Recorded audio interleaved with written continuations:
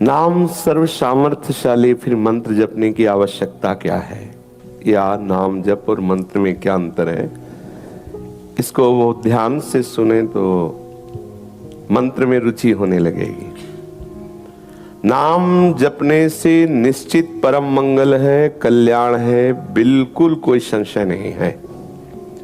नाम आपको कल्याण पद में स्थित कर देगा, चाहे जिस भाव से आप नाम जप करें, चाहे जैसे भी, चाहे प्रभु के किसी भी नाम को आप जप करें। हमारे प्रभु का एक नाम है अनंत। अनंत माने जिसका ना कोई आदि है ना कोई अंत है। तो उनके नाम भी अनंत हैं, उनके रूप भी अनंत है, उनकी लीला भी अनंत है। हरि अनंत, हरि कथा अनंता। जो जीव नाना प्रकार की वासनाओं में फंसे हुए हैं, यदि वो भगवान नाम का आश्रय ले लें तो भवसागर से मुक्त हो जाएंगे, इसमें बिल्कुल कोई संशय नहीं।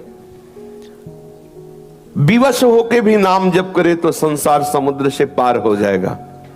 कोई मंत्र की आवश्यकता नहीं संसार से मुक्त होने के लिए। अब ध्यान देने योग्य बात है, हमारे यहां भाव देह से अपने आराध्य देव की सेवा में पहुंचने का सिद्धांत स्थापित किया गया है। जैसे आप कृष्ण कृष्ण बोले तो आप संसार समुद्र से तर जाएंगे, इसमें कोई संशय नहीं। लेकिन आप प्रभु के सखा बन जाएंगे, आप गोपी बन जाएंगे, बिल्कुल संशय है। सखा बनने के लिए या गोपी बनने के लिए या सहचरी बनने के लिए आचार्य जो प्रकट होकर मंत्र दे रहे हैं, वो मंत्र आपको सखा बनाएगा। कल्याण होने में कोई संशय नहीं है। आप कृष्ण कृष्ण बोले, आपका कल्याण पक्का है। राम राम बोले, हरि हरि बोले, कल्याण पक्का है। आपकी कामनाओं की भी पूर्ति हो जाएगी। लेकिन आप सखा स्वरूप होके श्री कृष्ण की सखा भाव लीला में प्रवेश पावे, आप वात्सल्य भाव से युक्त होकर अखिल लोक ब्रह्मांडों के स्वामी को अपना बेटा मान के दुलार करें, आप अखिल लोक चूड़ामणि आनंद समुद्र श्री लाल बिहारी को अपना पति मान करके कांता भाव से, अपने को प्रिया भाव से आप वहां समर्पित कर सके, आप अपने को सहचरी मानकर युगल सेवा में आठों पैर रह सके, असंभव। इसके लिए आचार्य प्रकट होकर जो मंत्र दिए हैं, उसी मंत्र से उस वस्तु की प्राप्ति होगी। इसीलिए नाम के साथ मंत्र दिया जाता है। नाम जपने का परिणाम माना जाता है मंत्र। जैसे सेवक जी महाराज हरिवंश नाम को पूर्ण वर्णन किया है। हरिवंश हरिवंश बोले, आचार्य चरण प्रकट हुए और निज मंत्र दिया, निज मंत्र के प्रभाव से वो निकुंज में प्रवेश हुए और अद्भुत लीलाओं का दर्शन किया, उसी का वर्णन किया।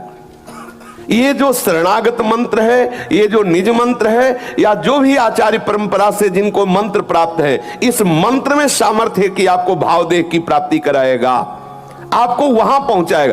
कृष्ण कृष्ण बोल रहे हो तो आप संसार से मुक्त हो जाओगे, पक्का, इसमें कोई संशय नहीं। लेकिन आप सखा बन जाओगे, आप सखी बन जाओगे, आप गोपी बन जाओगे, आप यशोदा भाव को प्राप्त हो जाओगे, संशय है।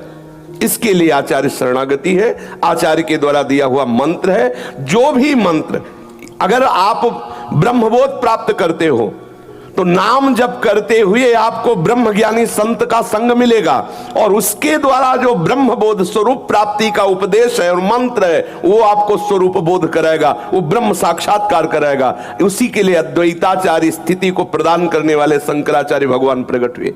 ये जो विविध आचार्य प्रकट होकर मंत्र दे, इसमें रहस्य है। ऐसा नहीं है जैसे अपने लोग बोला जाता है नाम जप से सब कुछ प्राप्त हो जाएगा, तो उसका तात्पर्य नाम जप करो तुम्हें वो रास्ता मिल जाएगा।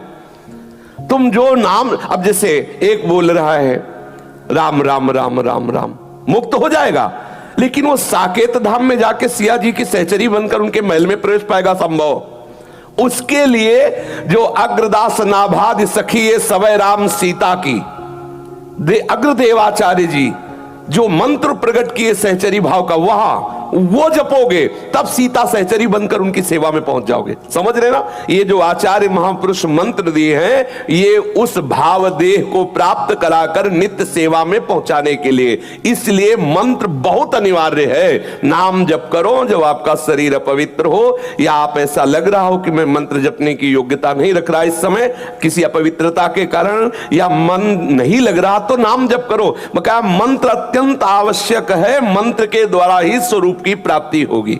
समझ में आ गया?